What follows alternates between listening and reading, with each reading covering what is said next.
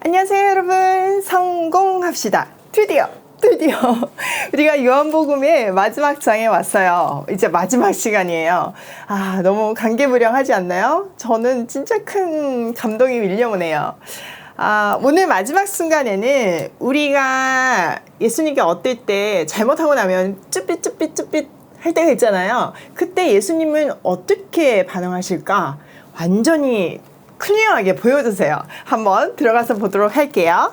15절. 그들이 조밥 먹은 후에 예수께서 시몬 베드로에게 이르시되 요한의 아들 시몬아 내가 이 사람들보다 나를 더 사랑하느냐 하시니 이르되 주님 그러하나이다. 내가 주님을 사랑하는 줄 주님께서 아시나이다. 이르시되 내 어린 양을 먹이라 하시고. 자, 지금 어떤 상태인가요? 네, 맞아요. 티베리아 바닷가에서 밤새 고기를 잡았는데 한마디로 못 잡았을 때 예수님이 나타나셔서 오른쪽에 그물을 내려라 그랬을 때 막 배가 터질 만큼 고기가 잡혔잖아요.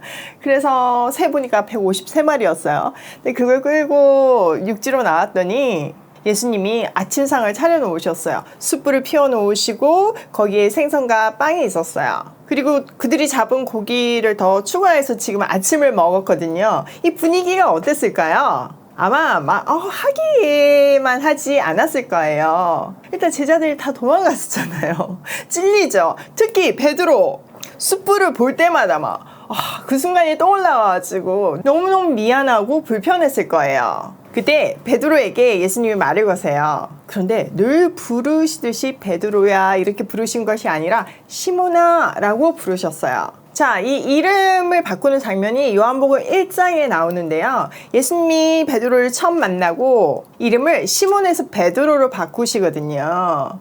베드로는 반석이라는 뜻이잖아요. 자, 베드로는 그날을 잊을 수가 없겠죠. 그러니까 예수님은 베드로에게 시몬아 이렇게 부르시면서 그 첫 만남을 떠올리게 하셨어요. 우리 다시 처음부터 시작하자 이런 뜻이죠. 너무 감동적이지 않나요? 여러분들에게 예수님이 우리 다시 시작하자 그랬을 때 여러분은 어떻게 대답하실 거예요?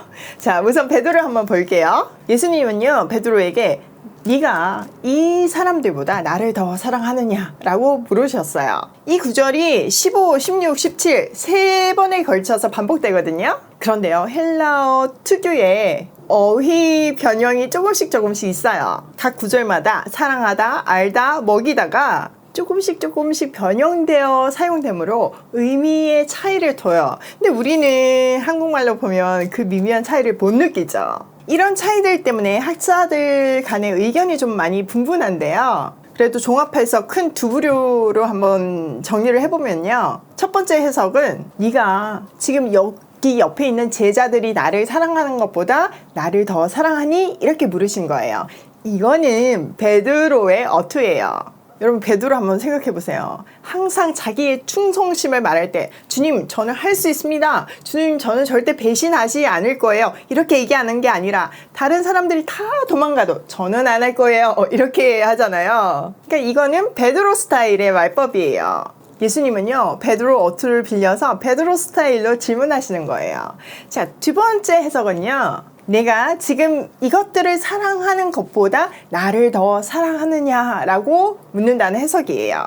헬라말은요 중성적으로도 또 남성적으로도 번역이 가능한데 이 말은요 베드로의 직업이 뭐예요? 네, 어부예요. 예수님을 따를 때 그는 자기가 갖고 있던 배에 그물 모든 것을 버리고 떠났잖아요. 근데 지금 어디에 있어요? 다시 그 생업의 현장에 있어요. 물고기를 잡고 있어요. 그것보다 그 모든 네가 가진 소유와 네가 갖고 있는 그런 생업 현장보다 나를 더 사랑하느냐 이렇게 물은 거죠. 그런데요 전체 문맥과 내용의 흐름을 보면 첫 번째 해석이 더 맞아요. 아까도 얘기한 것 같이 베드로가 항상 비교하는 어투를 사용하시므로 그의 결정적인 문제점을 드러내는 거예요. 그걸 지적해서 너 이거 정말 나빠 이게 아니라 그 비교에서 실패했음을 리마인드 시켜주면서 그거 고쳐야 해. 그거 나쁜 버릇이야. 너는 이제 앞으로 예루살렘 교회의 수장이 될 건데 그거 리더십으로서 없애야 되는 잘못된 습관이야. 이렇게 말씀하시는 거예요. 구구절절 주님의 섬세한 사랑이 고스란히 담겨있죠. 베드로는요, 주님의 질문에 내가 주님을 사랑하는지 주님이 아십니다 라고 대답해요. 사실 이거 어떻게 생각하면 좀 뻔뻔하지만요, 이거 우리가 배워야 하는 태도예요. 비록 내가 연약해서 실패했지만 주님을 사랑하는 마음은 변함없다고, 그것을 주님이 아신다고 고백하잖아요. 여기 주님이 아신다는 그 고백에는 내가 사랑하는 것뿐만 아니라 내가 연약해서 실패했어도 내가 여전히 주님을 사랑하시는 것을 주님은 아신다는 고백이에요. 이걸 보면 베드로의 영적 자존감은 짱짱해요. 사실 이게 부모 자식 간의 관계이잖아요. 제가 우리 아이들을 보면 참 고마울 때가 많은데 제가 잘못하면 혼내죠, 부모로서. 그리고 어떤 문제는요, 한순간에 해결이 안 돼서 며칠 동안 서로 토론하기도 해요. 의견이 팽팽해요. 그런데요, 애들이요, 그 혼냄 밑에 있는 저의 사랑에 대한 신뢰가 되게 높아요. 문제는 문제일 뿐이고 엄마가 나를 사랑해서 지금 이렇게 제안한다는 거를 아는 거죠. 그때 저도 기도하면서 성경의 원리대로 그 사건을 설명을 해주면 아이들이 시간이 좀 걸려도 마음을 돌이키더라고요. 그게 주 안에 있는 축복인 것 같아요. 하나님 못 믿었으면 자식을 어떻게 키웠을까 싶어요. 주님과 우리 사이도 이런 관계여야 한다는 거죠. 우리가 잘못했다고 주님이 호적에서 파내는 게 아니고, 잘못했다고 하면 그것으로 끝인 거예요. 잘못은 잘못이고 그 잘못했으니까 마음에 새겨놓고 페이백하고 이런 게 아니라 그 잘못을 통해서 더 좋은 사람으로 이끌어가는 주님의 사랑이 우리의 혼냄 속에 있는 거예요. 베드로의 이 사랑 고백에 예수님은 내 어린 양떼를 먹이라고 하세요. 사명을 주시죠. 비록 베드로가 엄청난 실수를 했고 여전히 부족하지만 그를 믿어주시고 사명을 주시는 거예요. 그가 성령의 인도하심으로 그리스도의 장성한 분량으로 성화될 것을 아니까요. 또 이거를 헬라어 원문으로 보면 베드로는요, 감정적인 사랑의 형태인 필레인이라는 단어를 썼어요. 자신의 사랑을 표현한 거죠. 근데 주님은요, 고상하고 영적인 아가판이라는 동사로 질문을 해요. 베드로는 거기에 그렇다고 대답한 거죠. 비록 그 순간에 그걸 다 깨닫지 못했지만 결국은 베드로는 자기 인생을 통해서 예수님이 사용하신 아가판의 사랑을 성취해요. 우리가 비록 부족한 고백으로 시작한다 할지라도 사랑을 완성해 가시는 주님의 성실하고 완전하신 사랑이 엿보이는 대목이죠. 이거는 베드로뿐만 아니라 주 안에 있는 우리 모두가 누리는 특권이에요. 완전 든든하지 않나요? 자, 16절.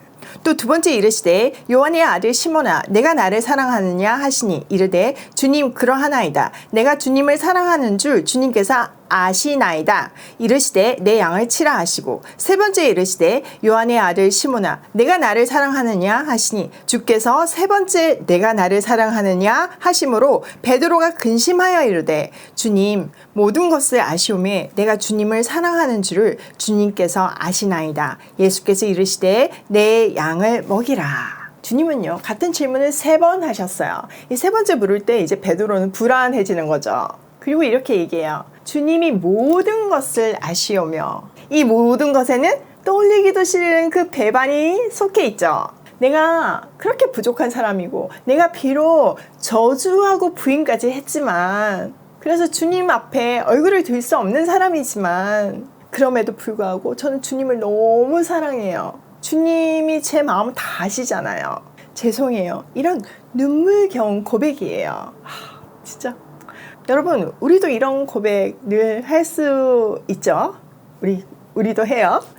자, 그럼 베드로에게 주님은 내 양을 먹이라고 하세요. 또 주님은요, 내가 나를 사랑하느냐고 3번의 같은 질문을 주셨지만 사명을 주시는 표현은 3번이 다 달라요. 15절에는 내 어린 양을 먹이라. 16절에는 내 양을 치라. 17절에는 내 양을 먹이라고 하세요. 일단 헬라어로 기록된 70인역에는요, 먹이다라는 보스케인과 치다는 포이마이네이는 둘 다 히브리어로 라를 번역한 거예요.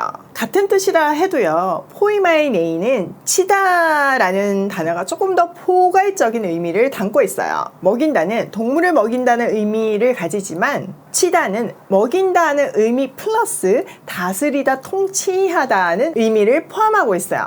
즉 양육하고 통치하고 다스린다는 의미가 합쳐져서 베드로에게 주어진 목회적 사명을 표현하고 있어요. 이 치다라는 동사는요, 누가복음의 도람 탕자 스토리에도 나와요. 탕자가 이제 외국으로 떠나잖아요. 거기서 이제 뭐 돈 다 잃고 맨 마지막에 하는 것이 돼지를 치는 사람이 되잖아요. 이때 이 치다가 지금 이 치다인 거예요. 돼지를 부정하게 생각하는 유대인에게는요, 이 돼지를, 그것도 이방 지역에서 치는 모습은요, 하나님 백성으로서 바다까지 갔다는 것을 상징하는 그림이에요. 요한은 이 절묘한 단어를 베드로에게 사명을 맡길 때 사용함으로써 베드로를 포함한 우리의 모습이, 주님의 만날 때 우리의 모습이 어떠하다는 것을 말해주고 있어요.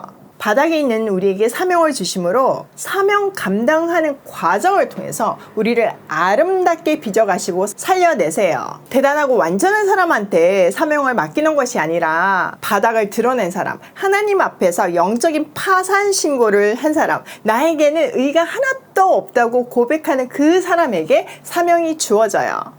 자, 18절. 내가 진실로 진실로 내게 이르노니 내가 젊어서는 스스로 띠를 띠고 원하는 곳으로 다녔거니와 늙어서는 내 팔을 벌리리니 남이 내게 띠 띠우고 원하지 아니한 곳으로 데려가리라. 이 말씀을 하시면 베드로가 어떠한 죽음으로 하나님께 영광을 돌릴 것을 가리키심이러라. 이 말씀을 하시고 베드로에게 이르시되 나를 따르라 하시니. 예수님은요, 베드로의 인생을 말씀해 주시는데 젊어서와 늙어서로 구분하세요. 젊었을 때는 스스로 띠를 띠는데, 이 말은 지금까지 베드로가 보여준 그 모습처럼 큰소리를 빵빵 치고 자기 중심적이고 열정적으로 결단하고 자기 의에 가득 차서 헌신하는 모습을 말해요. 한마디로 내가 주도하는 내가 복음이죠. 그런데요, 늙어서의 모습은 달라요. 남이 끌고 가는 인생을 산대요. 또 팔을 벌린다는 표현을 하는데요. 이 당시 사람들은 이 팔을 벌린다는 표현이 십자가의 죽음을 말한다는 것을 다 알았어요. 또 묶여서 바라지 않는 곳으로 끌려가는 인생을 산대요.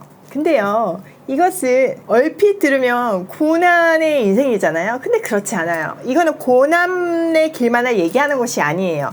사도행전 12장 6절을 한번 볼게요. 헤롯이 잡아내려고 하는 그 전날 밤에 베드로가 두 군인 틈에서 두 쇠사슬에 매어 누워 자는데 파수꾼들이 문 밖에서 옥을 지키더니 호련히 주의 사자가 나타나매 옥중에 광채가 빛나며 또 베드로의 옆구리를 쳐 깨워 이르되 급히 일어나라 하니 쇠사슬이 그 손에서 벗어지더라. 천사가 이르되 띠를 띠고 신을 신으라 하거늘 베드로가 그대로 하니 천사가 또 이르되 겉옷을 입고 따라오라 한대 베드로가 나와서 따라갈새 천사가 하는 것이 생시인 줄 알지 못하고 환상을 보는가 하니라. 이에 첫째와 둘째 파수를 지나 시내로 통한 세문에 이르니 문이 저절로 열리는지라. 나와서 한 거리를 지나매 천사가 곧 떠나더라. 자, 헤롯에 의해서 베드로가 잡힌 상태예요. 절대로 도망가지 못하게 첫째, 둘째, 셋째 문이 있어가지고 완전히, 근데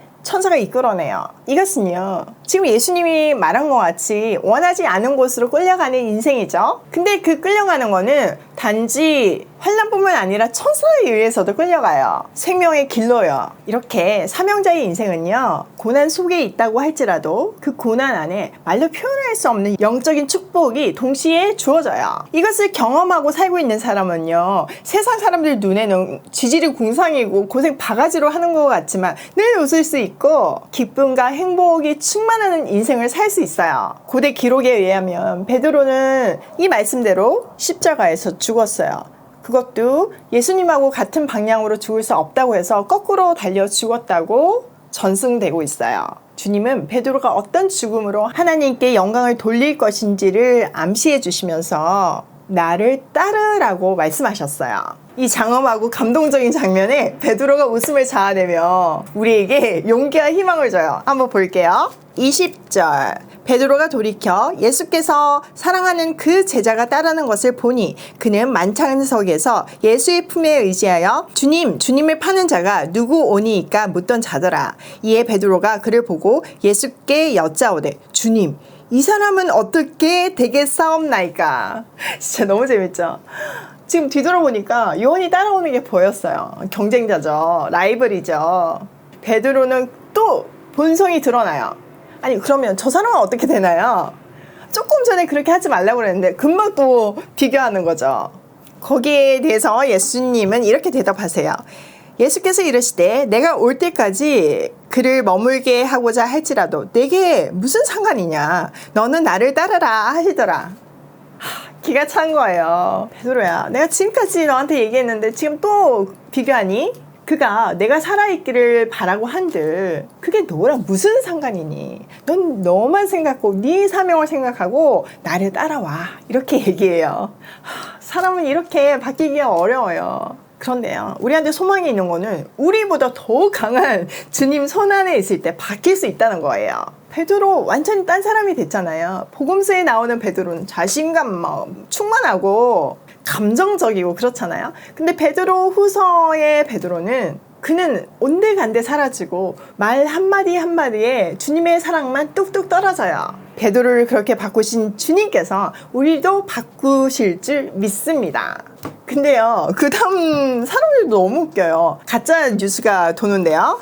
그 내용은 이 말씀이 형제들에게 나가서 그 제자는 죽지 아니하겠다 하였으나 예수의 말씀은 그가 죽지 않겠다 하신 것이 아니라 내가 올 때까지 그를 머물게 하고자 할지라도 내게 무슨 상관이냐 하신 것이러라. 입과 입을 거쳐가면서 변질되었어요. 베드로는 십자가에서 죽고 요한은 죽지 않는데 이렇게 된 거죠. 근데 요한이 그게 아니라고 고쳐져요. 예수님이 분명 죽지 않는다고 한들 너랑 무슨 상관이냐 이렇게 얘기했는데 사람들은 요한이 죽지 않는 데가 됐다고 기록하고 있어요.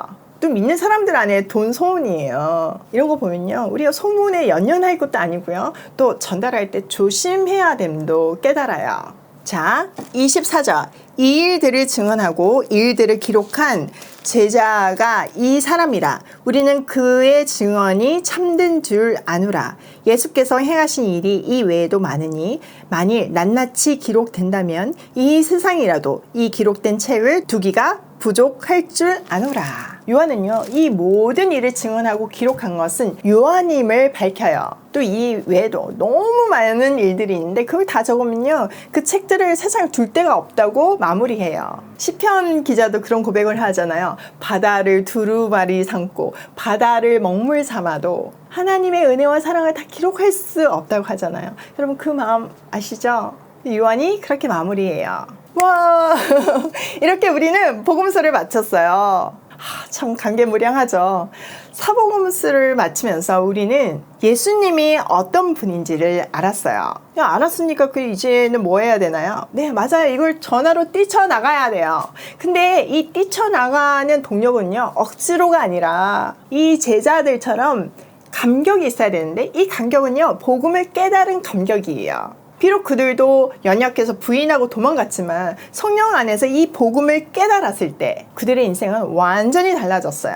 더 이상 죽음을 두려워하지 않는 영원한 생명을 가진 사람처럼 살았어요. 우리도 그래야 되죠. 우리 안에 복음의 감격이 선명하면 선명할수록 세상으로 뛰쳐나가는 힘이 커져요. 그래서 내일은요, 복음서를 다시 한번 요약 정리하려고 해요. 다시 한번 정리하면서 우리가 함께 뛰쳐나갈 준비도 하고요. 그리고 복음서를 같이 공부하지 못한 지체들이 있잖아요. 그분들을 위해서 한번 정리하고 싶어요. 많이 초대해 주세요. 오늘도 예수님의 변함없고 신실한 영원한 사랑에 소망을 두며 부족하지만 사랑 고백을 하며 고고싱해요.